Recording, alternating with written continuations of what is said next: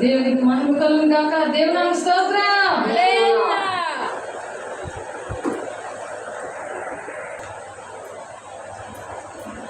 ఈరోజు దేవుడుతో మాట్లాడే విధానం ఏంటి? దేవుడు మనతో మాట్లాడకపోతే మన పరిస్థితులు ఎలా ఉంటాయి? తల్లిదండ్రులు మాట్లాడకపోతేనే పిల్లలు చాలా బాధపడతారు, తల్లిదండ్రులు కూడా బాధపడతారు సమాధానం లేనప్పుడు. అటువంటిది దేవుడే మనతో మాట్లాడకపోతే పరిస్థితులు ఎలా ఉంటాయి? దేవుడు ఎన్నిసార్లు మాట్లాడతారు? మనం నిర్లక్ష్యం ఉంటే అక్కడ నుండి మాట్లాడతారు. దేవుడు ఒకసారి 2 సార్లు మాట్లాడతారని యోబు 33:14 ఉంది. దేవుడు ఒక్క మారే పలుకును 2 మార్లు పలుకును, అయితే మనుషులు అది కనిపెట్టారు అని ఉంది వాక్యం. మీరు వాక్యం చూసి చదవండి, చూడండి. డబ్బు చదవగలిగితే చదవండి.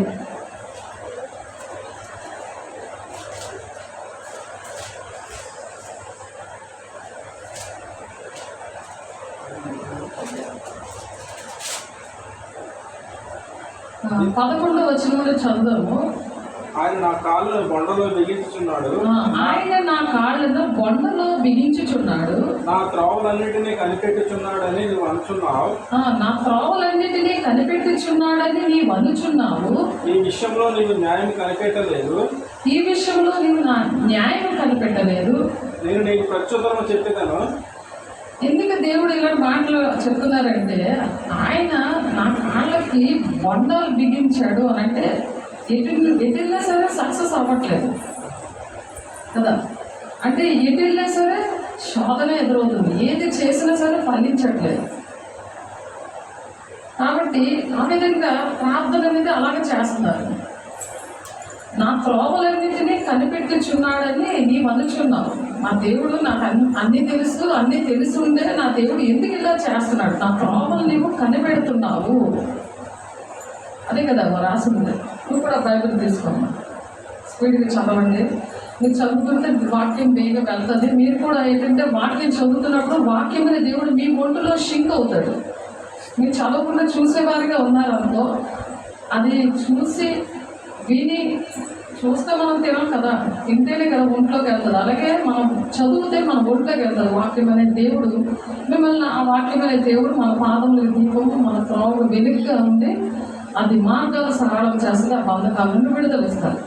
ఇప్పుడు ఆ బంధకాలు అనేవి ఎలాగున్నాయి? ఆయన నా కాళ్ళను బొండలో బిగించి ఉన్నాడు. అలాగే ఉంది కదా పరిస్థితి. నా త్రోవలన్నిటినీ కనిపెట్టుచున్నాడని నీవు అనుచున్నావు. నేను నా పరిస్థితులన్నీ నువ్వు చూస్తున్నావు కానీ నువ్వేం మాట్లాడట్లేదు అనే కోపంతో ప్రార్థన చేస్తే ఏదో ఉండదు. ఈ విషయంలో నీవు న్యాయం కనిపెట్టలేదు. ఈ విషయంలో నువ్వు న్యాయం అనేది నీకు తెలియట్లేదు. ఏంటి న్యాయం?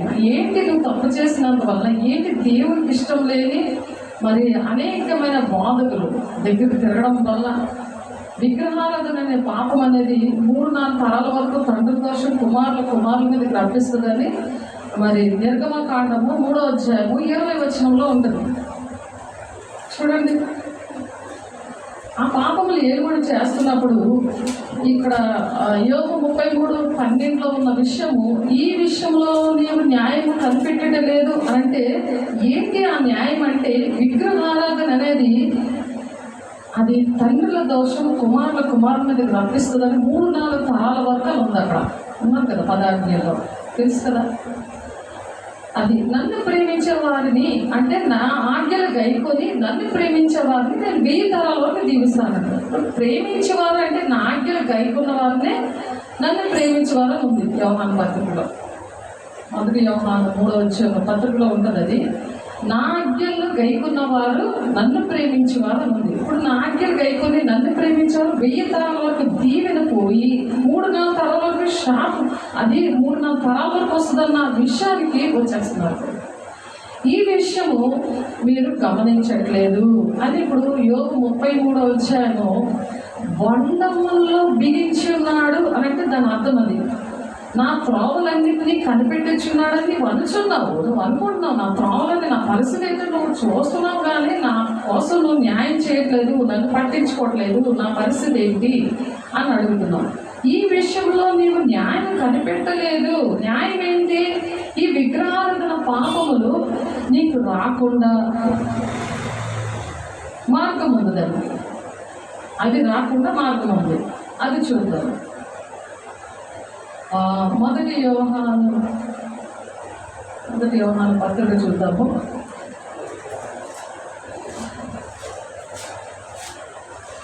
మొదటి యోహాను పత్రిక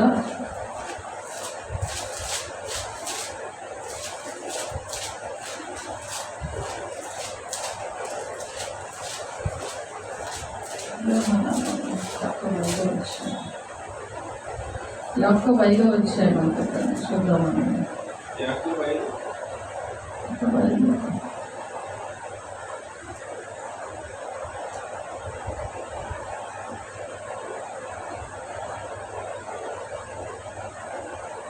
16 చదవండి. మీ పాపములు ఒకరితో ఒప్పుకొనండి, మీరు స్వచ్ఛత పొందినట్లు ఒకరికొరకు ఒకరు ప్రార్థన చేయండి. నీతిమంతుని విజ్ఞాపన మనపూర్వకమైనది బహుబలం గలదై ఉండదు. అది ఒక బలం కలిగిందిగా ఆ ప్రార్థన అనేది ఉండాలి. మీలో ఎవరికైనా శ్రమ సంభవించినా అతడు ప్రార్థన చేయవలను, ఎవరికైనా సంతోషం కలిగినా అతడు కీర్తనలు పాడవలను. మీలో ఎవరైనా రోగి ఉన్నాడా అతడి సంఘ పెద్దలు పిలిపించి వారి ప్రభు నామం అతనికి నూనె రాసి ప్రార్థన చేయాలి. అయితే విశ్వాస సహితమైన ప్రార్థన ఆ రోగిని స్వస్థపరుస్తుంది. ప్రభు అతన్ని లేపును. అతను పాపము చేసిన వాడైతే పాపక్షమాపణ నొందును. మీ పాపములు ఒకరితో ఒకడు ఒప్పుకొనడి, మీరు స్వస్థత పొందినట్లు ఒకరికొరకు ప్రార్థన చేయడి. నీతిమంతుని విజ్ఞాపన మహాపూర్వకమైనదే బహుబలము గలదే ఉండును. ఏరియా మన వంటి స్వభావం గలవాడే కాబట్టి ఆయన వర్షింపుకుంటున్నట్లు ప్రార్థన చేస్తే ప్రార్థన అనేది ఆ విధంగా ఉండాలి.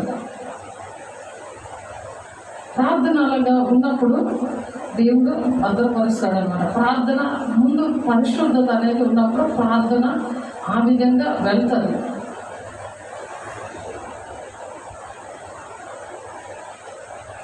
ఇంకొక దగ్గర కూడా మాట ఉంది,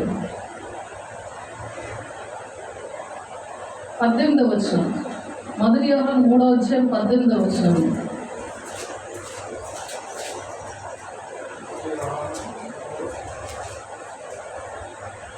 నీతి ఫలము సమాధానం చేయువారికి సమాధానమందు విత్తబడును. మొదటి యోహాను 3వ అధ్యాయం 17వ వచనం. ఈ లోకము జీవనోపాధి గలవాడై ఉండి తన సహోదరుడికి లేలుకలను చూచి అతని ఎడల ఎంత మాత్రం కనికరం చూపని వారి దేవుని ప్రేమ ఎలా గురించును. చిన్నపిల్లలారా, మాటతోనూ నాలుగుతోనూ కాక క్రియతోనూ సత్యంతోనూ ప్రేమించము. మన దగ్గర ఏది ఉంటే అది మన ప్రేమ అనేది అలా చూపించాలి. మనకు కలిగింది ఇవ్వడమో లేకపోతే మనకు కలిగినది దేవుని వాక్యం. ఆ వాక్యం ద్వారా వాళ్ళని బలపరచడము. అప్పుడు మనం ప్రార్థన ఎక్కువ చేసినప్పుడు వాళ్ళ కోసం ప్రార్థన చేయడము. ఇంకొక ప్రార్థన కోసం చేశాను. రోగులకు ఎలాగైతే ఆయిల్ తీసుకెళ్ళి వాళ్ళు ఎలాగ దేవుని సన్నిధి అనేది ఆ రక్తం ద్వారా విడుదల వస్తుంది వాళ్ళకి. పాటల కోసం చూసాం, పాటలు పాడాలి అని. మరి ఇంకో దగ్గర కూడా ఉంటుంది, దుష్టుడు ముట్టకుండా మనం దేవుని మూలంగా పుట్టిన వాళ్ళని మనం ఎరుగుదము కానీ దుష్టుడు ముట్టకుండా తను తాను భద్రము చేసుకోమని ఉంది వాక్యం. దుష్టుడు ముట్టకుండా తను తాను భద్రం చేసుకోవాలి. ఎటు నుండి ఏ తరం నుంచి వచ్చినా ఏ పాపము ఏలుబడి చేస్తున్నా సరే దుష్టుడు ముట్టకుండా తను తాను భద్రం చేసుకోవాలి. ఎలాగ భద్రం చేసుకోవాలి అంటే అపోస్తల కార్యంలో ఉండదు, 2వ అధ్యాయము 42వ వచనం.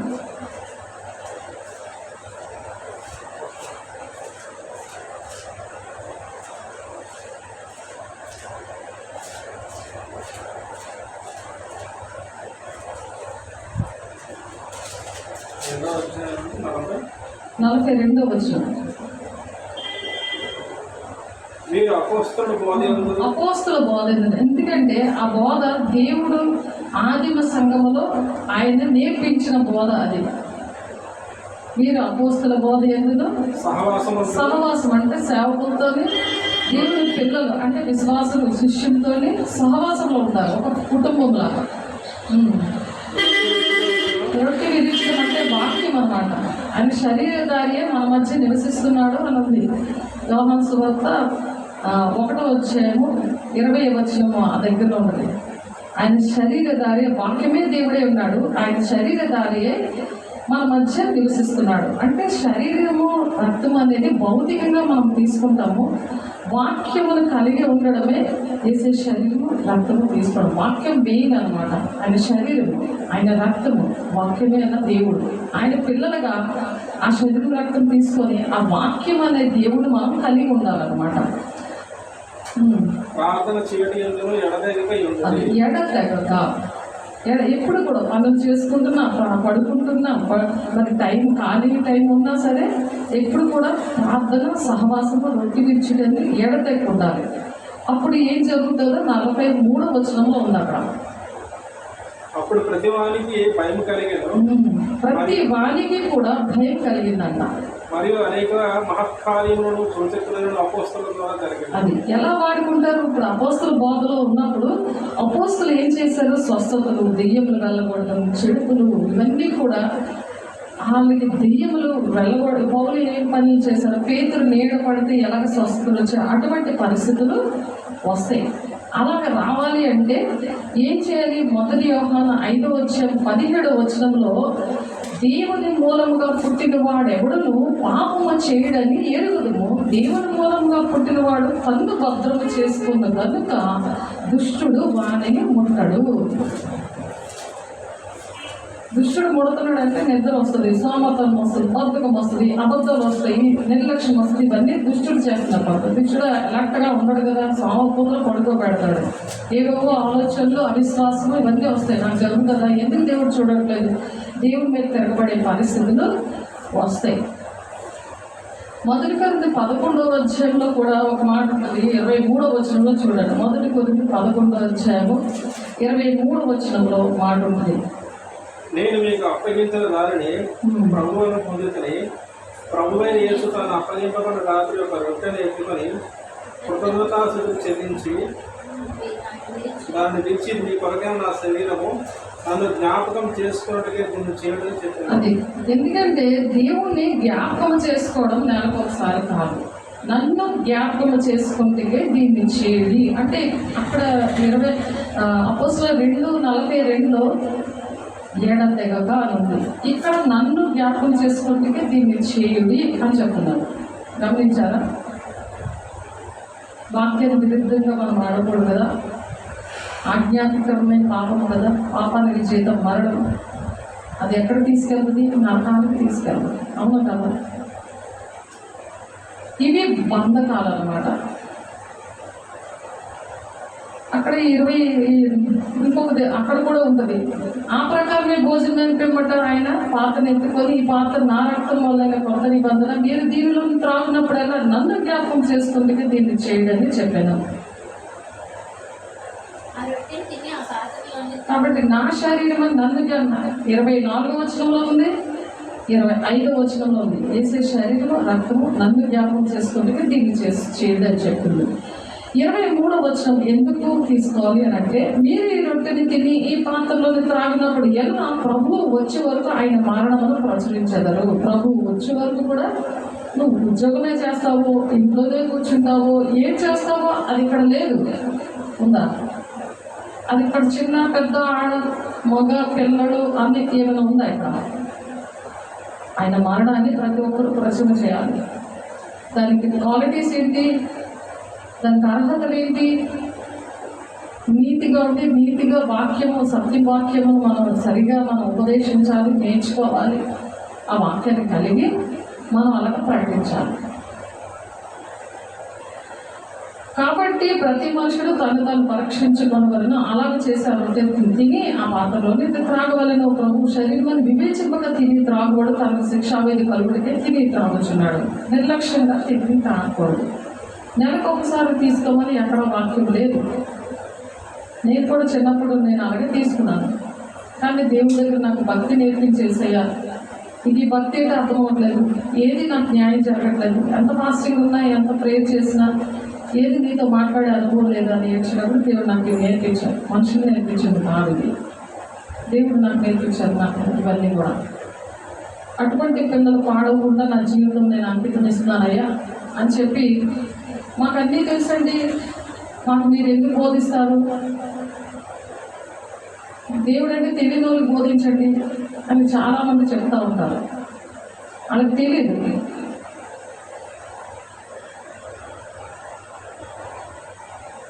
ఇక్కడ 1 కొరింథీ 2వ అధ్యాయంలో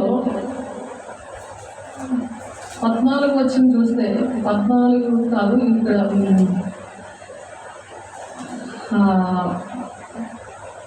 దేవుని వలన 12వ వచనం చూడండి.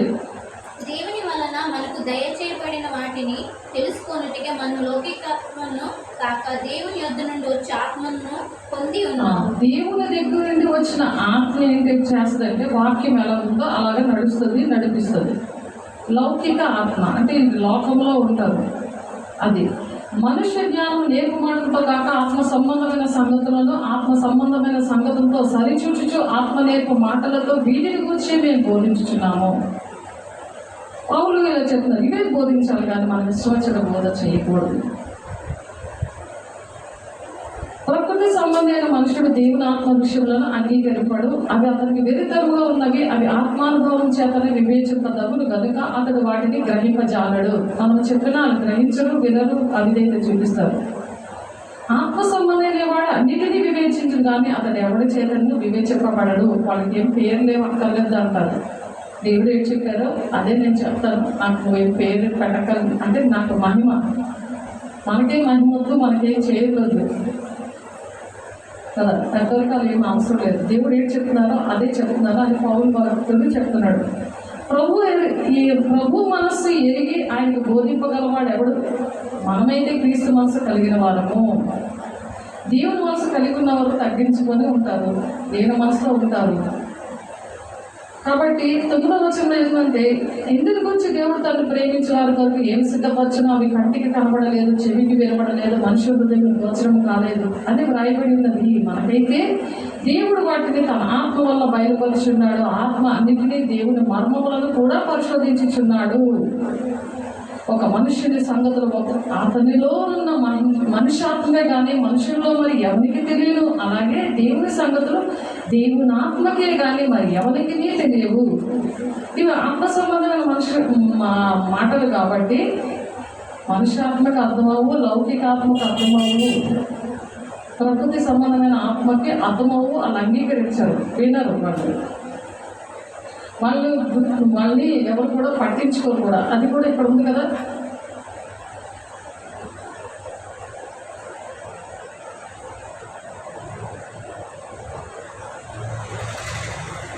పదిహేను వచ్చింది, ఆత్మ సంబంధమైన వాడు అన్నిటినీ వివేచించను కానీ అతడు ఎవడి చేతనని వివేచింపబడడు. ఎవరు మనల్ని ఎవరి దృష్టిలో మనం ఉండము, అర్థమవుతుందా? ఎవరు మనం పట్టించుకోరు, దేవుని ఆత్మను ఎవరు పట్టించుకోరు, మాట కూడా వినరు. ఇప్పుడు దేవుడు మనకి ఏది సిద్ధపరిచాడో అది కంటికి కనబడలేదు, చెవికి వినబడలేదు, హృదయానికి గోచరం కాలేదు అని అంటే అది అక్షరార్థంగా బోధిస్తారు. కానీ మనకి ఏంటి మర్మాలు దర్శనం ద్వారా, కళల ద్వారా, వాక్యం ద్వారా దేవుడు మనకి అవి గోచరము కాకుండా అర్థమయ్యేలాగా ఆ మర్మాలు బోధిస్తారు అన్నమాట. అవి అలాగే బోధ అర్థమైనప్పుడే ఇక్కడ యోబు 33వ అధ్యాయంలో ఉంది కదా. మనం ఎక్కడి నుండి చదివాము, 11 నుండి చదువుతున్నామో అది అర్థమవుతుంది. దేవుని దగ్గర మనం ఎలా ప్రార్థన చేయాలి, ఆయనతో వాదన పెట్టుకుంటామా, లేకపోతే మనం దేవుని దగ్గర వాక్యానుసారంగా నేను నడవలేదు ప్రభా, ఇక్కడ నుండి నడుస్తాను అని చెప్పి ఆయన ఆజ్ఞలు లేకున్న వారు 1000 తరాల వరకు దీవెనకరంగా మనం ఉంటామని దేవుని దగ్గర మాట ఇవ్వాలి, తీర్మానం చేయాలి. అందుకనే దేవుడు ఇక్కడ ఏం మాట్లాడుతున్నారు 33లోని, ఈ విషయంలో నీవు న్యాయం కనిపెట్టలేదు. ఇది న్యాయం, వాక్యమే కదా న్యాయం. అంతేనా మన ఇష్టం వచ్చిన మనం నడవడం న్యాయమా? ఆయన మాట వినకుండా నాకు ఎందుకు చేయలేదన్నా అదే న్యాయమా? అదే అడుగుతున్నాడు ఆయన. ఇది సరి చేసుకోవాలి. ఈ విషయంలో నీవు న్యాయం కనిపెట్టలేదు, నేను నీకు ప్రత్యుత్తరము చెప్పేదను, నీకు జవాబు చెప్తాను చూసుకో అని చెప్పి ఇదిగో ఇలా చెప్తున్నాడు ఆయన. ఇంటి దగ్గర ఏడ్చినప్పుడు దేవుడు ఆలయాన్ని తీసుకొచ్చి శాపం దేవుడు తీసుకొచ్చింది, నేను ప్రత్యుత్తరం ఇస్తున్నాను, ప్రత్యుత్తరము చెప్పేదను, నీకు జాబ్ ఇస్తాను, నువ్వు ఆలోచించట్లేదు, న్యాయం ఏంటో ఆలోచించట్లేదు. అదేనా అక్కడ అర్థం? 12వ వచనం చదవండి, అర్థమవుతుందా? నీ విషయంలో నీవు న్యాయం కనిపెట్టలేదు, నేను నీకు ప్రత్యుత్తరం చెప్పేదాన్ని. నీకు ప్రత్యుత్తరం ఇచ్చేదను అంటే నీకు జాబ్ చెప్తాను, నువ్వైతే న్యాయం ఆలోచించలేదు. ఇందాక చదివినవన్నీ ఏంటి? అవి న్యాయం. నువ్వు చేయలేనప్పుడు నేను చేయలేదని దేవుని పాదాలు పట్టుకొని ఏడుస్తామా? లేకపోతే ఆయనతో మనం 11వ వచనంలోనే ఆయన నా కాళ్ళను బండములో బిగించి ఉన్నాడు, నా త్రావులన్నింటినీ కనిపెట్టించున్నాడని నువ్వు అనుచున్నావు. నన్ను నువ్వు చూస్తున్నావు, నేను ఏ బాధలో ఉన్నా నువ్వు చూస్తున్నావు, నన్ను కనిపెడుతున్నావు, కానీ నువ్వు నాకు న్యాయం అనేది చెయ్యట్లేదు అని అవిశ్వాసంగా ప్రార్థన చేయడం. తన క్రియలలో దేని గురించి ఆయన ప్రత్యుత్తరం ఇయ్యడు. దేవుడు నరుల శక్తికి మించిన వాడు. తన క్రియలలో నువ్వు క్రియ చేస్తున్నావు, నువ్వు క్రియలు చేస్తున్నావు విషయాల్లో నీకు జవాబులు ఇవ్వడు. తన క్రియలలో దేని గురించి ఆయన ప్రత్యుత్తరం ఇయ్యడు. దేవుడు నరుల శక్తికి మించిన వాడు. ఆయన గొప్ప దేవుడు, ఆయనకి న్యాయాధిపతి అయిన దేవుడు. ఆయన దేవుడు కాబట్టి మనం కూడా న్యాయంగా ఉండాలని, న్యాయంగా పరిశుద్ధంగా పవిత్రంగా ఉండాలని దేవుని మాటలు విని ఆయన ఆజ్ఞలు గైకొన్నాడు. 1000 తరాలకు దీవెనకరంగా ఉండాలని, 1000 తరాలు కూడా ఆయన పిల్లలు దీవెనకరంగా ఉండాలని ఆ న్యాయం కలిగిన దేవుడు ఈ విషయంలో న్యాయం కనిపెట్టలేదు అని చెప్తారు. కనిపెట్టినప్పుడు దేవుడు ఇప్పుడు మాట్లాడుతున్నారు. కనిపెట్టకపోతే మాట్లాడు కదా. 3 గంటలు లేచి ప్రార్థన చేసాము, కనిపెట్టినప్పుడే కదా ఇప్పుడు మాట్లాడుతున్నా, నీకు జవాబు చెప్తానన్నాడు ఆయన. ఇప్పుడు చెప్తున్నాడు. ఆ జవాబు ఏంటి? తన క్రియలలో దేని గురించి ఆయన ప్రత్యుత్తరం ఇయ్యడు. నరుల శక్తిని మించిన వాడు. నీవేళ ఆయనతో పోరాడదు. Question mark. పోరాటం ఉందా లేదా ప్రార్థనలో? ఉందా? అదే గొప్ప. నువ్వేళ నాతో పోరాడదు అంటున్నాడు ఆయన. సూటిగా మాట్లాడేది వాక్యమనే దేవుడే కదా, డైరెక్ట్గా మాట్లాడుతున్నాడు ఆయన, ముఖాముఖిగా మాట్లాడుతున్నాడు. నువ్వేళ పోరాడదు ఆయనతో. దేవుడు ఒక్క మారే పలుకును, 2 మార్లు పలుకును, అయితే మనుషులు అది కనిపెట్టారు. మంచం మీద కునుకు సమయమున గాఢ నిద్ర పట్టినప్పుడు కలలో, రాత్రి కలుగు స్వప్నములో నరులు గర్భిష్ఠులు కాకుండా చేయనట్లు. అహంకారంతో కదా పోరాడుతున్నావు. అహంకారంతో పోరాడుతున్నావు కాబట్టి అహంకారంగా ఉండవు. ఇంకా అహంకారంగా ఉంటే నీకు మంచిది కాదు. నరులు గర్భిష్ఠులు కాకుండా చేయనట్లు, తాము తలచిన కార్యం వారు మానుకొన చేయనట్లు. మానే ఈ పని అని చెప్తున్నారు. మానే అంటున్నారా, మా చేయమంటున్నారా? మానుకొన చేయనట్లు, గోతికి పోకుండా వారిని కాపాడినట్లు. కాపాడాలని మానేమని చెప్తున్నాడు ఆయన. గోతికి పోకుండా, కత్తి వల్ల నశింపకుండా వారి ప్రాణం తప్పించినట్లు ఆయన వారి చెవులు తెరవచేయని వారి కొరకు ఒక ఉపదేశం సిద్ధపరచును. నిన్న ఈరోజు దేవుడు ఒక ఉపదేశాన్ని సిద్ధపరిచాడు కదా. వ్యాధి చర్చ అది వినాలన్నమాట. ఆ వినకపోతే ఏం జరుగుతుందంటే, వ్యాధి చేత మంచం ఎక్కుట వల్లను, ఒకరి ఎముకల్లో ఎడతెగని నొప్పులు కలుగుట వలన వాడు శిక్షణ పొందును.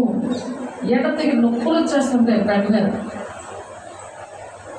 దాన్ని బట్టి శిక్షణము అంటే ఏంటి? పనిష్మెంట్, ట్రైనింగే కదా శిక్షణ అంటే. సైనికుడిని ఎలా తయారు చేస్తారు? శిక్షణ పెడతారు కదా, ట్రైనింగ్లో పెడుతున్నాడు అప్పుడు ఆయన. రొట్టె రుచిగల ఆహారంలో వాళ్ళకి అసహ్యమగును, వాళ్ళ శరీర మాంసము క్షీణించిపోయి వికారమును బయటికి కనపడకుండా ఎముకలు పైకి పొడుచుకొని వచ్చును. వాడు సమాధికి సమీపించిన వారి ప్రాణము సంహారకుల యొద్దకు సమీపించును. ఈ ట్రైనింగ్ అనేది అక్కడ వరకు తెచ్చుకోకూడదు. ఎముకలు నొప్పులు వచ్చాయంటే నాకేం తినబుద్ధేయట్లేదు, ఇదే చింత, దేవుడు నాకు ఎందుకు న్యాయం చేయలేదు, ఏంటి నా పరిస్థితి అని దేవుడితో పోరాడుతూ ఉన్నప్పుడు ఇవన్నీ జరిగిపోతాయి. స్టెప్ బై స్టెప్ ఒకటి జరిగిపోతూ ఉంటాయి. ఏం పని చేయబోద్దేది, ఏం తినబుద్ధేది, జరుగుతుందా అలాగా? జరుగుతుందా లేదా? మనసు పాడైపోతే ఏంటి అవుతుంది? తినబుద్ధేస్తుందా? ఏ పని చేయబుద్ధేస్తుందా? ప్రార్థన చేయబుద్ధేస్తుంది. ఒకటే పోరాటం ఒకటే ఉంటుంది. ఎందుకంటే న్యాయం ఏదో తెలియలేదు ఇక్కడ. దేవుడు న్యాయము, దేవుడికి ఒక ఆజ్ఞలు ఉన్నాయి, దేవుని మాటలు ఒకటి ఉన్నాయి. అది కాకుండా ఇంకా ఇష్టం వచ్చినట్టు అది చేయకూడదు కదా, దేవునికి ఇష్టం లేని పనులు చేయకూడదు కదా. దేవుళ్ళనే ఉన్నానని చెప్పి ఎక్కడ పడితే అక్కడికి వెళ్ళకూడదు, వాక్యానికి విరుద్ధమైన పరిస్థితులు చేయకూడదు. దీనికి విరుగుడు ఏంటంటే యోబు 36వ అధ్యాయంలోని 10వ వచనం దగ్గర ఉంది.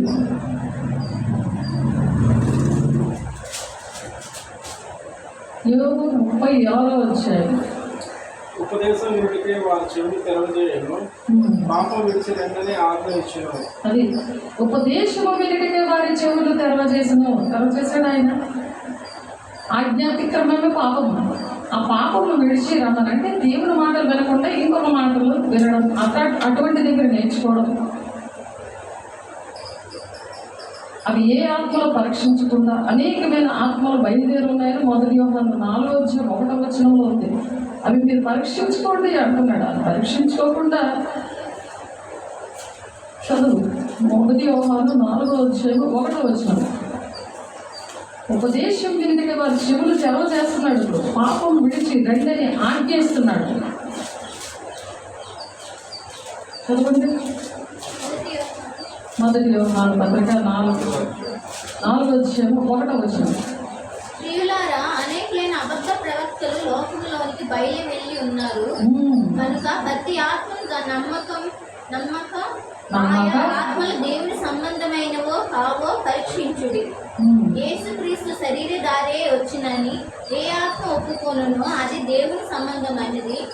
శరీరధారి దేవుడు ఈ లోకానికి వచ్చారు. అదేంటిది? వాక్యము. వాక్యము శరీరధారి వచ్చాడు. ఆ వాక్యం విషయంలోని మరి ఇష్టం వచ్చినట్టు వ్యర్థమైన ఆరాధన చేయిస్తుంటే అవే మార్కు 7వ అధ్యాయం 7వ వచనం ఉంటుంది. మనుషులకు కల్పించిన పద్ధతులు అవే దైవోపదేశాలని మీరు వ్యర్థంగా నన్ను ఆరాధిస్తున్నారు. వారి తెలవులతో కనపరుస్తారు కానీ వాళ్ళ హృదయం దూరంగా ఉంది నాకు. అటువంటి వ్యర్థమైన ఆరాధన ఈ మొదటి యోహాను 4వ అధ్యాయం 1వ వచనంలో ప్రియులారా అని పౌలు గారు చెప్తున్నారు. అనేకలైన అబద్ధ ప్రవక్తలు లోకంలోనికి బయలువెళ్తున్నారు కనుక ప్రతి ఆత్మలో నమ్మక ఆయా ఆత్మలు దేవుని సంబంధమైనవో కావో మీరు పరీక్షించుకోండి. ఎందుకంటే యేసే క్రీస్తు శరీరధారే వచ్చారు. ఏ ఆత్మ ఒప్పుకోనా అది దేవుని సంబంధమైనది. అంటే వాక్యమే దేవుడే ఉన్నాడు కదా, ఆయన ఆత్మస్వరూపే ఉన్నాడు కదా. యోహాను సువార్తలోని 1వ అధ్యాయం తీయండి. ఆ శరీరధారియే మన మధ్య నివసిస్తున్నాడు అని ఉంది. ఇక్కడ శరీరధారియే అంటే వాక్యానుసారంగా నడవడం అన్నమాట. అలా నడవకపోతే మరి దేవుడి విషయం మనం తప్పు చేస్తాడు. ఆజ్ఞాతిక్రమము పాపము కింద వస్తుంది. చూడండి మొత్తం ఏంటది? యోహాను సువార్త 1వ అధ్యాయము.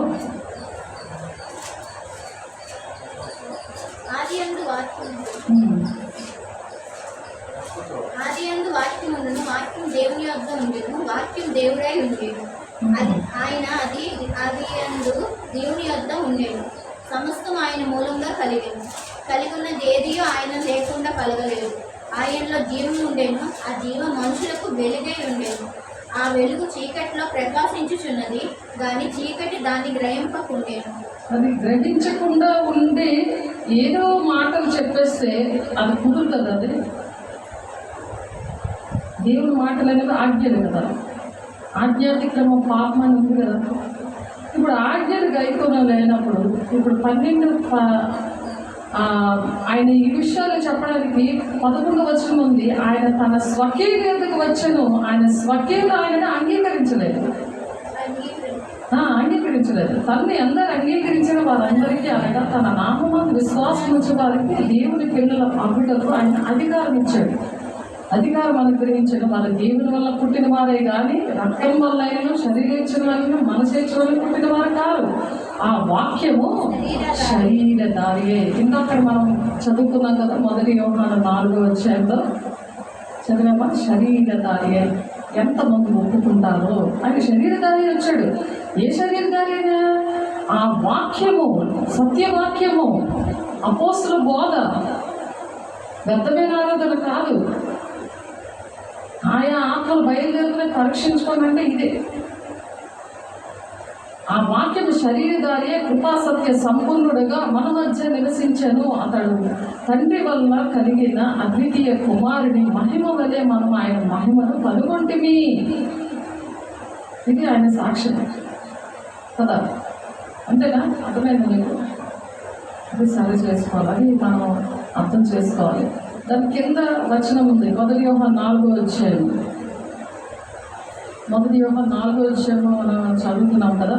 1 యోహాను 4వ అధ్యాయము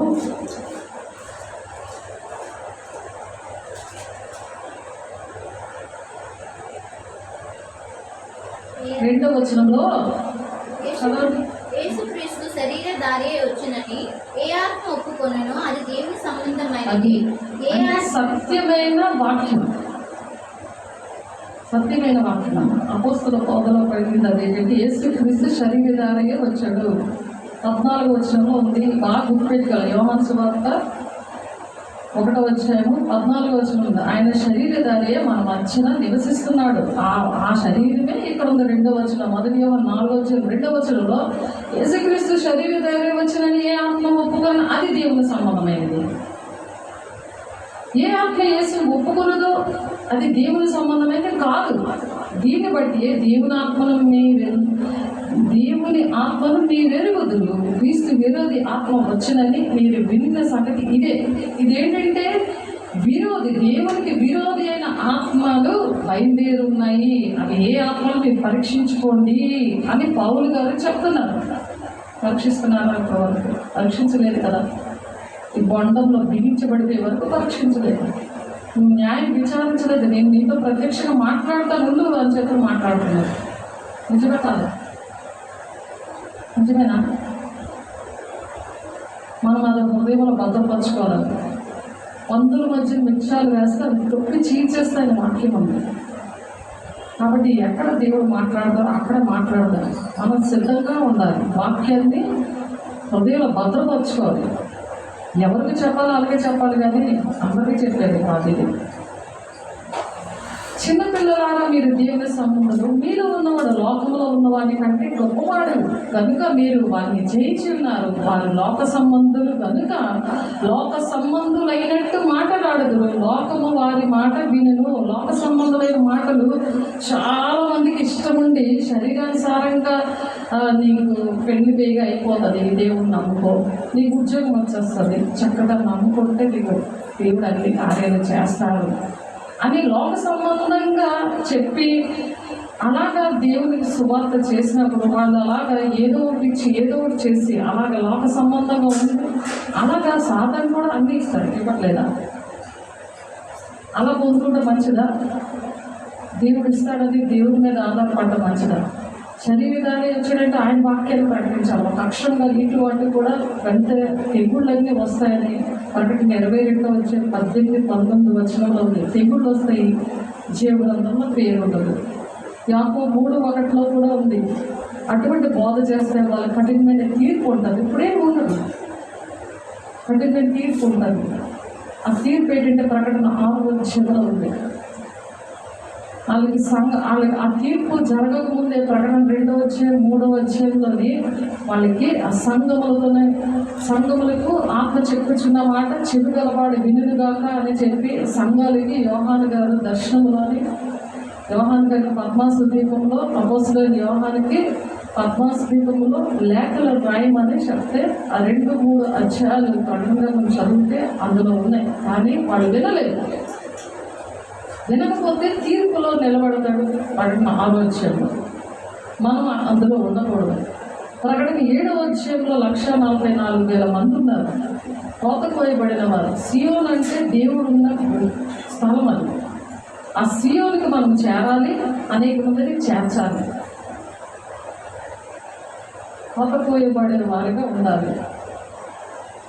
కాబట్టి అవన్నీ వివరంగా చెప్తున్నాం. ఎందుకంటే మనం దేవునికి ఇష్టంగా ఎలా ఉండాలి.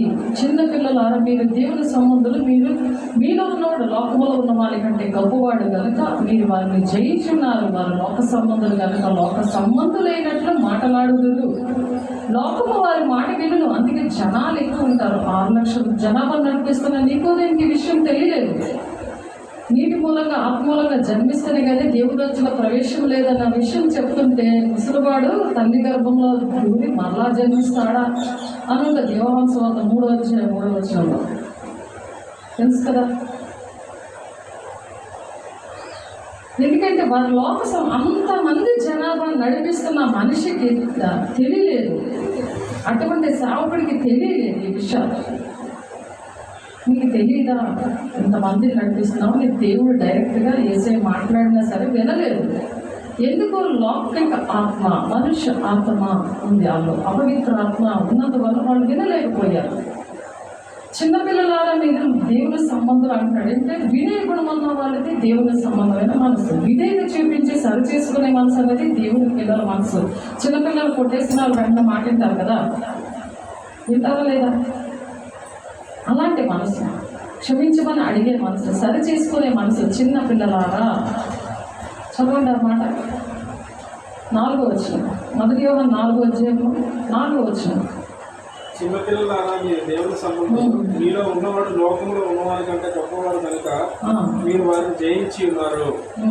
వారు లోక సంబంధులు కనుక లోక సంబంధులు అనేట్టు మాట్లాడుతారు, లోకం వారి మాట వినడం. అది లోక సంబంధుల మాట వినప్పుడు లౌకికాత్మకే వింటదని చదువుకున్నాం కదా. 10వ వచనంలో వింటదని.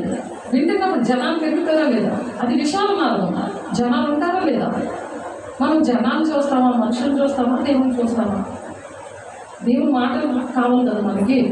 దేవుని సన్నిధి ఎక్కడుంటుంది? వాక్యం వెళ్ళకుంటే అలా బోధిస్తాము. ఏ పరిస్థితులు ఉన్నా సరే దేవుని విడిచిపెట్టము, గురి వద్దకే పరిగెడతాము.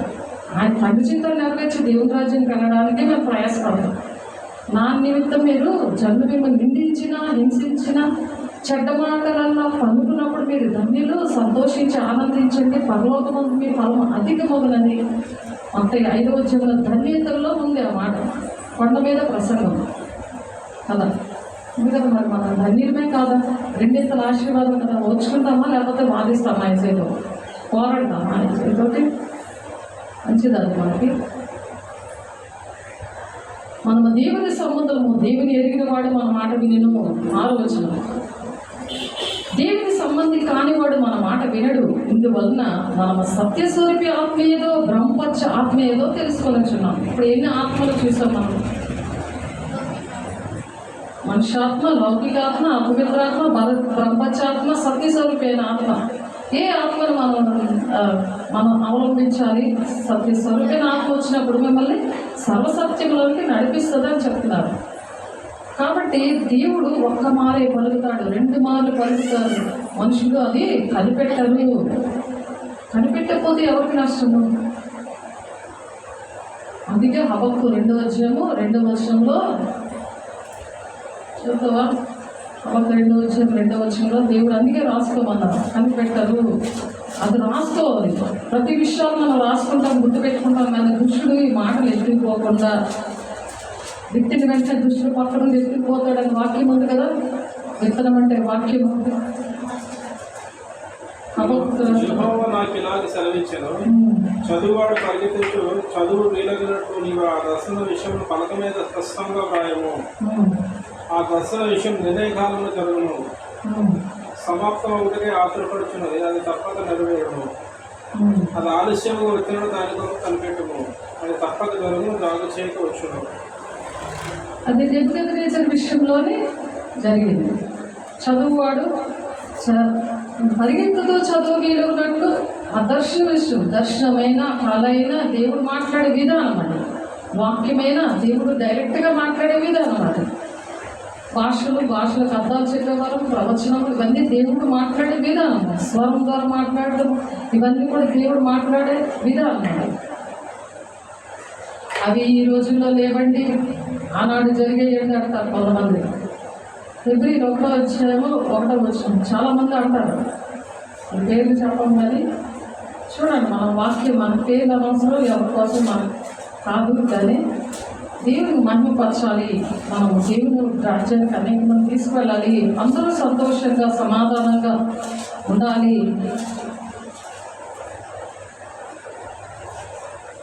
ఏంటి తీశారు?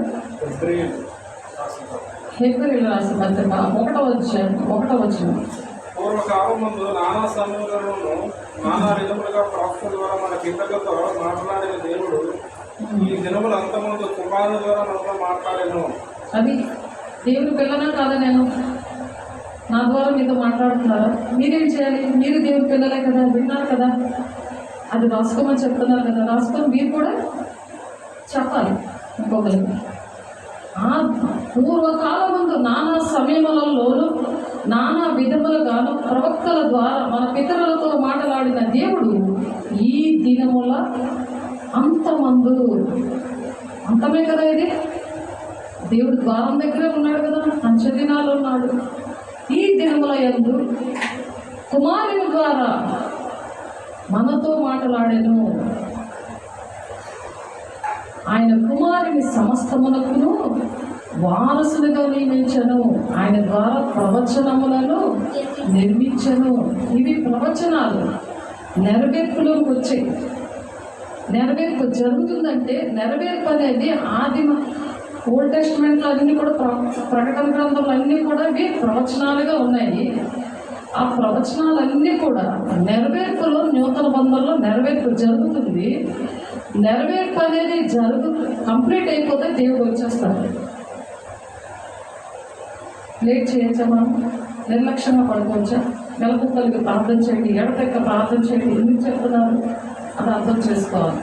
ఇప్పుడు యోహాను మనం ఇందాక యోగు 36వ అధ్యాయంలో మనం చూస్తున్నాం కదా, అప్పుడు వెళ్దాం. 36వ అధ్యాయం, యోగు 36వ అధ్యాయం.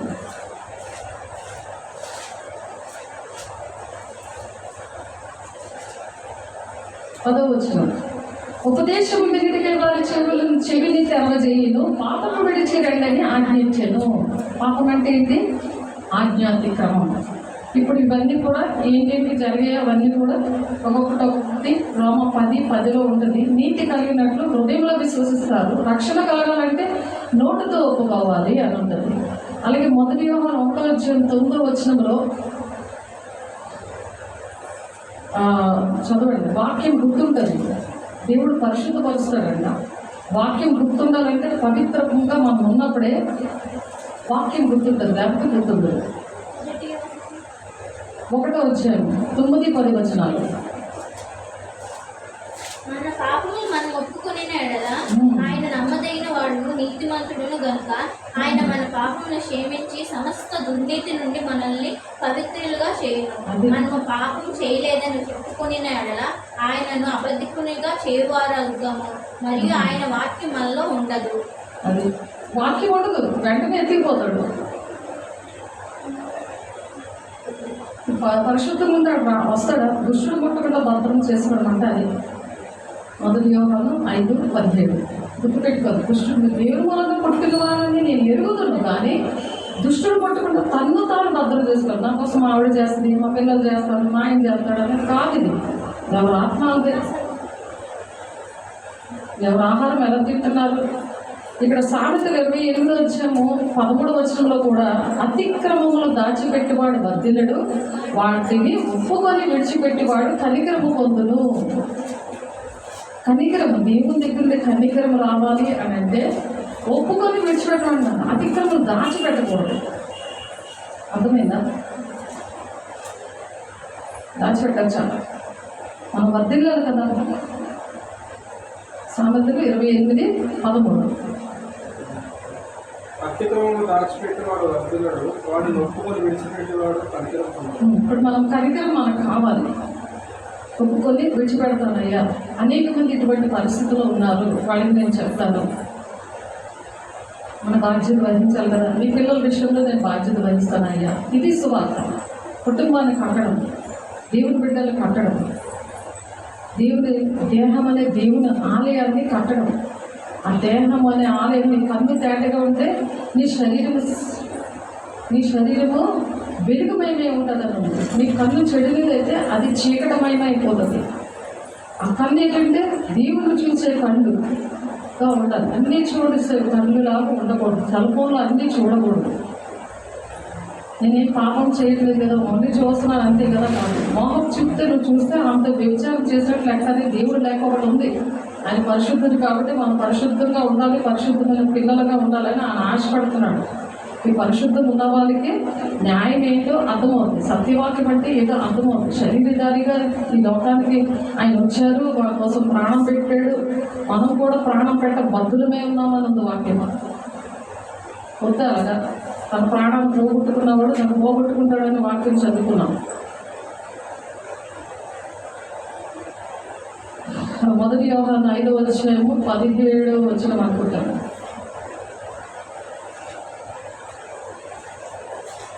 మొదటి యోహాను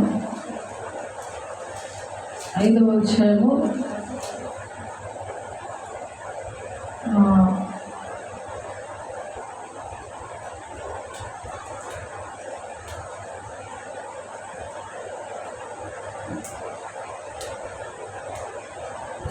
14వ వచనం చూద్దాము. దేవుడు మనకి ఆయనను బట్టి మనకు కలిగిన ధైర్యం ఏదనగా ఆయన చిత్తానుసారంగా మనకు ఏది అడిగినాను ఆయన మన మనవి ఆలపించున్నదే. మనం ఏమి అడిగినాను ఆయన మన మనవి ఆలపించునని మన మెరిగిన ఎడల మనం ఆయనను ఏడుకొననివి మనకు కలిగిన మెరిగిన ఎడల మనకు కలిగినవని ఎరుగుదుము.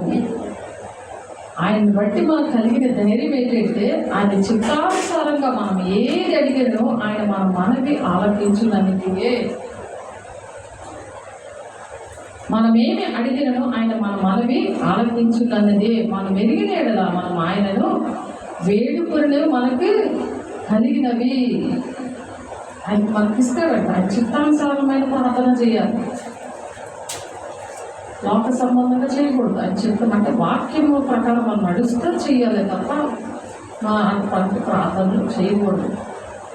అది చేస్తే అదే కీర్తనలు 109వ కీర్తన చదివిన అదే దాకా ప్రార్థన పాపమైపోదు. భక్తిహీనులకు ప్రక్కన అపవాది నిలబడతాడు, వారు చేసిన ప్రార్థన పాపమైపోతుంది. కాబట్టి మనం ప్రార్థన ఆ విధంగా చేయాలి. దేవుడు మాట్లాడాలంటే మరి ఆ ప్రార్థనకి విడుదల ఎలా వస్తుంది అని అంటే 36వ అధ్యాయము 10వ వచనం నుండి చూద్దాం. 36వ అధ్యాయం 10వ వచనం చేసుకుందాము. వినుటికి వారి చెవిని తెలియజేయము, పాపం విడిచి రండని ఆజ్ఞ ఇచ్చును. వారు ఆలకించి ఆయనను సేవించిన ఎడల తమ దినములను క్షేమంగాను తన సంవత్సరములను సుఖంగాను వెళ్ళబుచ్చెదరు. వారు ఆలకింపని ఎడల వారు బాణముల చేత కూలి నశించెదరు, జ్ఞానం లేక చనిపోయేదరు. అయినను లోపల హృదయపూర్వకమైన భక్తి లేని వారు క్రోధం ఉంచుకొందురు. ఆయన వారిని బంధించినప్పుడు వారు మొరపెట్టరు. కావున వారు యవ్వనమందే మృతి నొందుదురు. వారి బతుకు పురుషులుగాను బతుకు వంటి వాడవుడు. బ్రతుకు వంటి దగును. శ్రమపడు వారిని వారికి కలిగిన శ్రమ వలన ఆయన విడిపించును. బాధ వల్ల వారిని విధేయులుగా చేయును. బాధ ఎందుకు వస్తుంది? విధేయులు చేయడానికి. కాబట్టి మనం ఉపదేశాన్ని మనం అంగీకరించాలి. వారి చెవులు సెలవు చేసినప్పుడు ఉపదేశం వింటే వారి చెవులు సెలవు చేయను, పాపము విడిచి రండి అని ఆజ్ఞించును. వారు ఆలకించి ఆయన సేవించిన తమ దినములు క్షేమముగాను తమ సంవత్సరం సుఖముగాను వెళ్ళబుచ్చెదరు. ఈ పాట మనం పట్టుకోవాలి, దేవుని మాట వినాలి. మరి హృదయపూర్వకమైన భక్తి లేనప్పుడు ఎలా ఉంటుంది? ఆయన లోపల హృదయపూర్వకమైన భక్తి లేని వారు క్రోధం ఉంచుకుంటారు. క్రోధము పెరిగితే ఎంత మంచిది. అది మనకి దేవుని మీద మనం పోరాడచ్చా, ఆయన మీద బాధ పెట్టుకోవచ్చా? న్యాయంగా బతకలేదు, న్యాయంగా దేవునికి ఇష్టంగా ఆయన మాట వినలేదు. ఎక్కడ పడితే అక్కడ దేవుడు ఉంటాడని కూడా తప్పది. ఏ ఆత్మలు బయలుదేరుతున్నాయని దేవుడు చెప్తున్నాను పరీక్షించుకోకపోవడం తప్పు కదా. అది దేవుడిని అడగాలి. తప్పైందయ్యా, నాకు తెలియదయ్యా. నేను కూడా అనేక మందికి నేను చెప్తాను, ఎందుకంటే రక్షించేవారి పట్ల నశించేవారి పట్ల ఒక సువాసనగా దేవుడు చేశాడు. అనేక మంది దేవుడి పిల్లలు నశించిపోతున్నారు. దేవుడి పేరు ఆయన నమ్ముకుంటే చాలు దేవుడి రాజ్యానికి వెళ్ళిపోతారంటున్నారు. చచ్చిపోవడానికి సిద్ధంగా ఉన్న ముసలోళ్ళు ఆ మాట అంటున్నారు. మరి అలాంటి మనం చెప్పాలి కదా. తెలియదు వాళ్ళకి. ప్రకటన 22:15, ప్రకటన 21:8 ఇంకా అనేకమైన చోట్ల ఉంది. కాబట్టి విడుదల అనేది ఈ విధంగా దేవుడు ఇస్తానంటున్నారు. ఏది అడిగితే అది నేను చేస్తానంటున్నాను. ఇంకొక మాట చూసుకొని ముగించేద్దామే. ఎఫెసీ 4 వచ్చేయండి. ఎఫెసీ 4 వచ్చేయండి.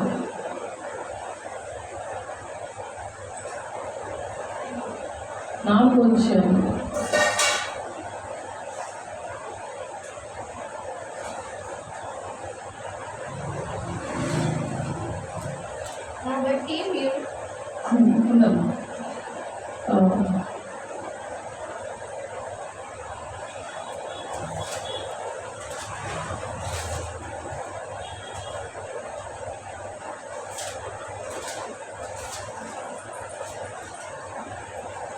8వ వచనం నుండి చదువుదాం.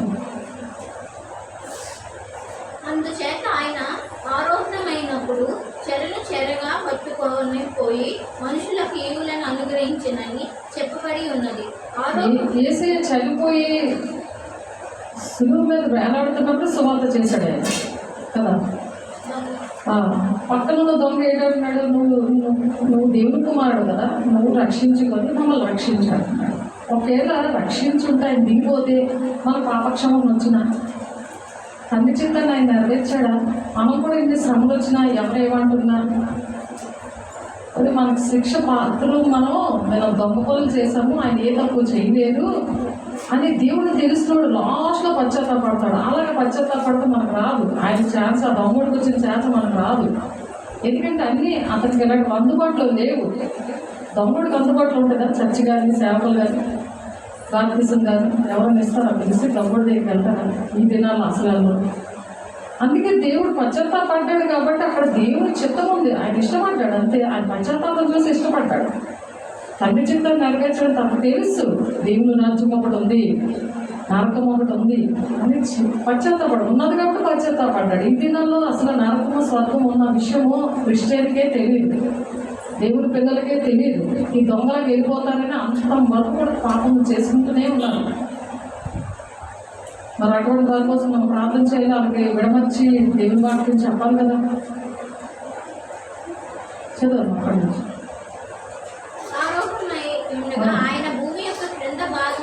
అది ఆయన సువార్త చేయడానికి వెళ్ళాడు. అప్పుడు సాటర్డే, ఫ్రైడే చనిపోయారు కదా, సాటర్డే చేశాడు ఆయన ఈ పని. కింది భాగములకు దిగినని అర్థం ఇచ్చుకున్నది కదా. దిగిన వాడు తానే సమస్తము నింపుకున్నట్లు ఆకాశ మండలములన్నిటి కంటే మరి పైకి ఆరోహణమై వాడినై ఉన్నాడు. మనమందరం విశ్వాస విషయంలోనూ దేవుని కుమారుని గురించిన జ్ఞాన విషయంలోనూ ఏకాత్మ పొంది. చూసారా, మనమందరము కూడా ఒక్కరు చేసేది కాదు ఇది. మనమందరము విశ్వాస విషయంలో దేవుని కుమారుని గురించిన జ్ఞానం ఇది.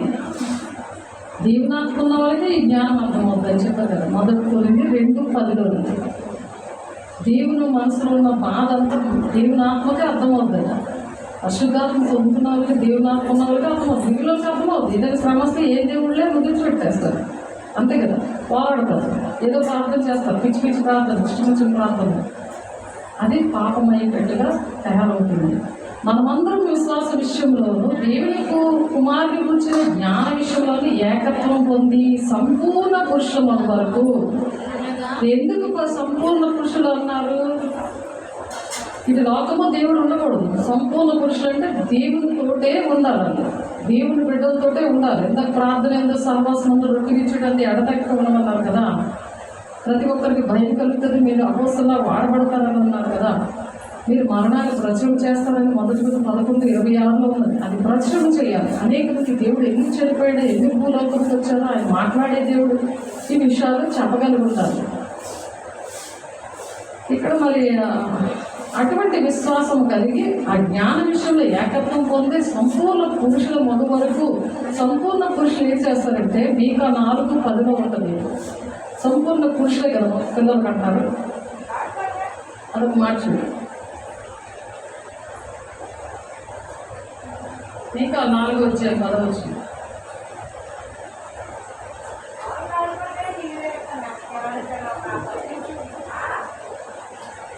మీకా 4:10 గురించేద్దాము. ఎందుకంటే అది మీకు అర్థం అవ్వాలని చెప్తున్నాను. మీకా 4:10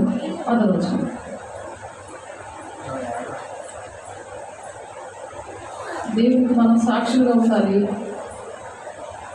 దేవుని నామం మహిమ తేవాలి. మీకా 4:10. 10.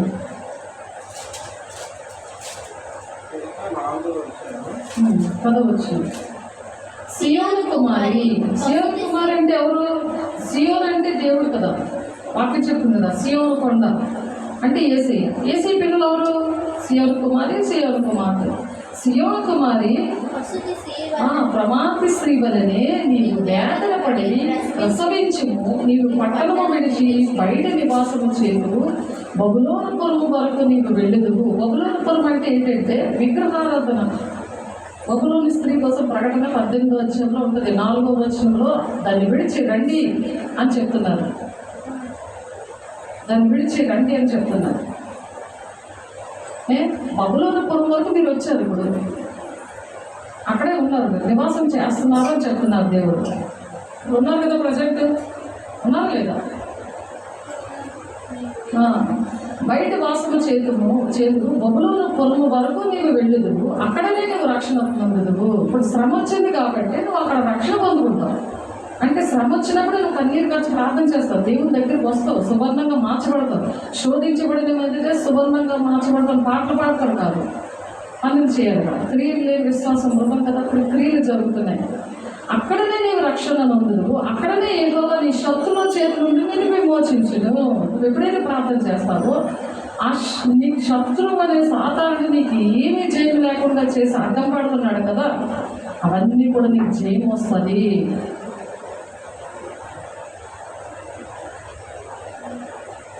ప్రసవ వేదన అక్కడ ఉంది.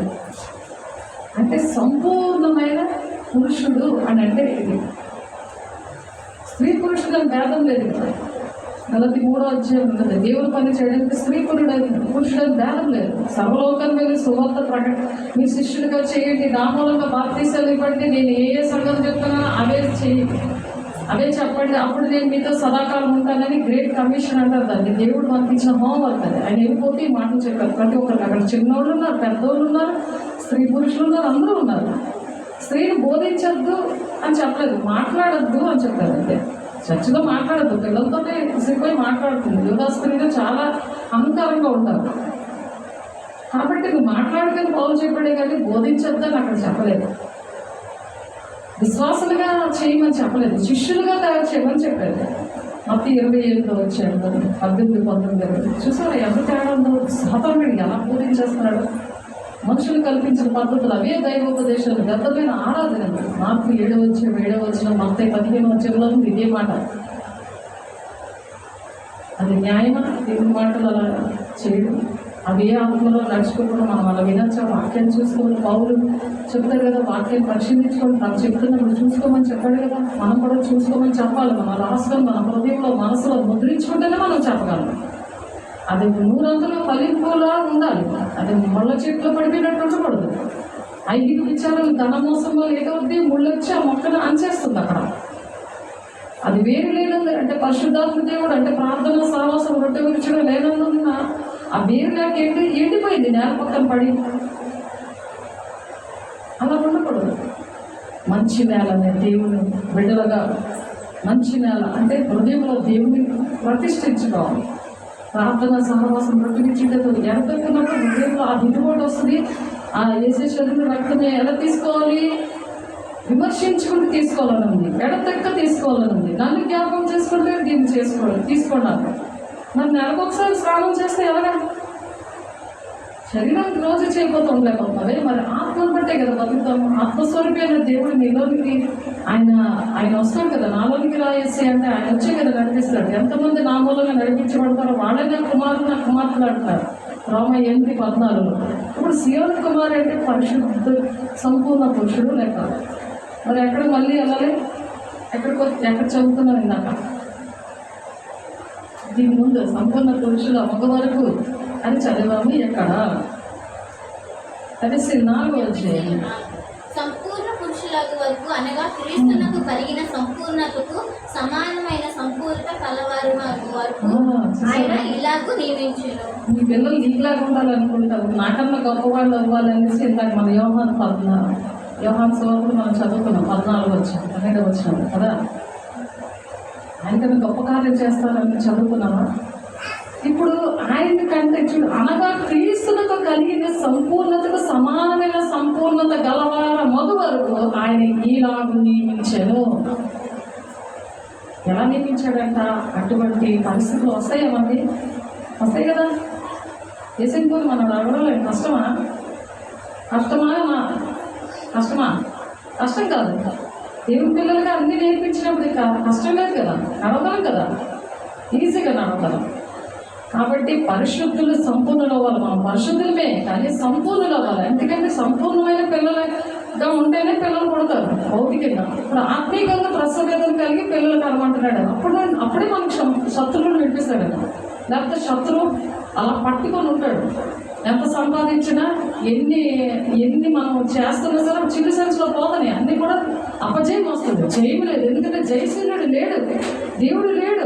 దేవుడు ఉన్నాడు బ్రహ్మపక్ష ఆత్మతో, లౌకిక ఆత్మతో, మనిషి ఆత్మతో, అపవిత్ర ఆత్మ నడిపించేస్తుంటే అలా నడిచినందువల్ల ఎంత కష్టం. దేవుని డబ్బులు దేవునికి ఇవ్వకుండా ఎక్కడెక్కడో ఇచ్చేసి తప్పదని. పరిశుద్ధులు సంపూర్ణులు అన్నట్టు క్రీస్తు శరీరం క్షమాభివృద్ధి పొందుటకు పరిశుద్ధులు సంపూర్ణులు అవ్వాలంట. క్రీస్తు శరీరం ఏంటి? క్షమాభివృద్ధి. క్రీస్తు శరీరం ఏంటి? ఏసే శరీరము సంఘము. ఆ శరీరం అనేది క్షమాభివృద్ధి జరగాలి. సంఘానికి క్రీస్తు శిరస్సు అయి ఉన్నాడు. ఆయన శరీరం అనేది సంఘం. క్షమాభివృద్ధి జరగాలని మెడలో వేసినట్టు దేవుడు చూపించారు. మంచి సాక్ష్యం కదా. ఆయన సాక్షిగా నిలబెట్టడానికైనా చూపించారు. లేకపోతే అది నేను కాదు కదా, దేవుడు కదా, దేవుడే కదా మెడలిచ్చి తీసుకొచ్చారు. అది మన సాక్షి మన గుండెలో పెట్టుకోవాలి. అది కొంతమంది నమ్ముతారు, అందరూ నమ్మరు. అది అర్థమవుద్దా? నశించిపోతున్నారు, నిరుటానికి ఉంటుంది కదా. అది మనం చెప్పచ్చా? దేవుడు ఎప్పుడు చెప్పిస్తారో, ఎవరికి చెప్పిస్తారో వాళ్ళతో మనం చెప్పాలి, వాళ్ళకి బలపరచాలి. చూడమ్మా, పరిశుద్ధులు సంపూర్ణ ఉన్నట్టు క్రీస్తు శరీరం క్షేమాభివృద్ధి చెందుతూ పరిచర్య ధర్మం జరుగుతూ ఆయన కొందరిని అపోస్తులుగాను అంటే ఇందాక మనం అపోస్తులుగా 2:43 వచ్చిన చూసామా? అది కష్టమా? దేవుడు మాట వింటున్నప్పుడు ఆ దేవుడు అపోస్తులుగా వాడుకుంటాడు కదా. వాడుకుంటాం ఇష్టమేనా లేదా? దేవుడు వింటున్నారు ఆ విషయాలు. దేవుడు ఆమె అంటున్నారు. అపోస్తులుగాను వాడుకుంటారట, అందరినీ ప్రవక్తలకి రాబోయే సంగతులు బయలుపరుస్తారు. ఇప్పుడు రాబోయే సంగతే కదా. ఒక మెడలు వేస్తారని దేవుడు చూపించింది ఎవరు? అది ప్రవక్తలే కదా. రాబోయే సంగతి భవిష్యత్ కాలంలో చెప్పేదే కదా ప్రవక్తలు చెప్తారు. దేవుడు కొందరిని సువార్తికులుగా సువార్త చేసే కల్పించారు కదా. దేవుడు పిలుచుకున్న బట్టే సువార్త చేస్తున్నారు కానీ అది అర్థమైన సువార్త చేశారు. ఇప్పుడు నిజమైన సువార్త చేస్తారు. ఎలాగా? సత్యబోధతో అపోస్తుల్లాగా కొన్ని కార్యాలు రోగుల మీద చేతులు వేస్తే స్వస్థతలు వస్తాయి. వాళ్ళకి ఇందాక చదివాం కదా మనం యాకోబు 5వ అధ్యాయంలో.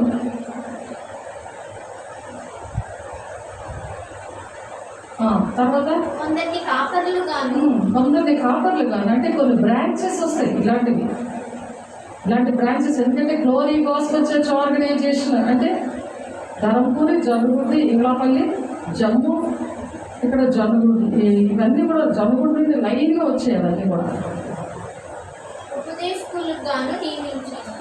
ఉపదేశకులు. ఉపదేశం అంటే దేవుని మాటలు చెప్పడం.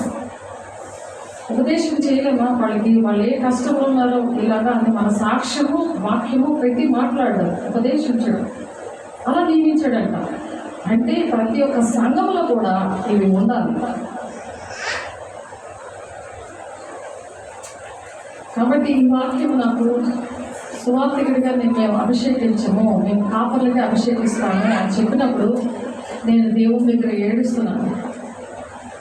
మమ్మల్ని అభిషేకించేస్తే మేము సేవ చేస్తాము. అప్పుడు వారు సేవ చేసినప్పుడు వారి కాళ్ళకి తీసుకోవడానికి మాకు అర్హత ఉంటుంది అని ఏడుస్తుంటుంటే వాళ్ళకి అర్థమవట్లేదు. అర్థమవకపోతే అందరూ కూడా ఈయనేమో నడిపిస్తున్న పాస్టర్ చెప్పారు కదా 50 సంవత్సరాలు చనిపోయాడు. చనిపోతున్నప్పుడు మరి వాళ్ళకేమో అంత వాళ్ళ భక్తులు లేరు. మిగిలిన వాళ్ళు పెద్ద ఆయన ఉన్నారు కల్లూరులో. ఆయన చూపించాను, దేవుడు నాతో మాట్లాడుతున్నారు, చూడండి. క్రీస్తు శరీరం పరిశుద్ధులు సంపూర్ణులు అవ్వాలంటే, క్రీస్తు శరీరం క్షమాభివృద్ధి జరగాలంటే ఎంతమందిని దేవుడు ఎంచుకున్నాడో. వీళ్ళందరూ దేవుడు అభిషేకించాడు కదా, దేవుడు నిర్ణయించుకున్నాడు కదా. మరి మీ దగ్గర మేము మీకు ఆస్తిలో భాగం ఇచ్చి, మీకు దశ భాగం ఇచ్చి, చర్చలో మేము ఇంత పరిచయం చేసి, ఇంతకాలం మేము ప్రార్థనలో ఉండి మాకు అభిషేకిస్తే కదా మేము బయటకు వెళ్తాము అని అంటే, ఈ వాక్యం దేవుడు నేను ఏడ్చినప్పుడు దేవుడు నాతో మాట్లాడాడు. వెంటనే ఇచ్చినప్పుడు అప్పుడు మా ఇద్దరికి అభిషేకించి పంపించారు వైజాగ్ నుండి విజయనగరం. ఇంకా అక్కడ నుండి మమ్మల్ని పట్టించుకోలేదు. ఎందుకంటే అక్కడ నుండి మరి భక్తి అంటే అర్థం అవ్వలేదు. ఏసయ్య ప్రేమ లేదు, భక్తి అనేది అసలు పరిశుద్ధంగా దేవుడు ఉన్నాడనే సంగతే తెలియదు. వాళ్ళకి నేర్పించలేదు ఏ రోజు కూడా. ఓన్లీ దిద్దుబాటు ఒకటే నేర్పించాను. అది పట్టుకొని ఆయన మరి నిన్న మాట్లాడారు కదా, ఆయన అలాగే ఉన్నాడు అక్కడ. భక్తి నాకు అర్థం కావట్లేదు దేవుడి దగ్గర ఏడ్చినప్పుడు దేవుడు ఈరోజు ఈ విధంగా నిలబెట్టారు. మనుషులు చెప్పేది కాదు, దేవుడే మనతో మాట్లాడతారు. ఇక్కడ యోగు 33:14 ఒక మాట 23 వచనం చూద్దాం. ఒకరి దగ్గర మనం దేవుడు నడిపిస్తారట. ఇవన్నీ కూడా ఒకరు నడిపించాలి. మనం నేర్చుకొని మన ద్వారా కొంతమంది నేర్చుకోవాలి. యోగు 33 అధ్యాయము మాట అర్థమవులేదని చెప్పావు కదా. హల్లెలూయా, స్తోత్రం. యోగు 33 అధ్యాయం.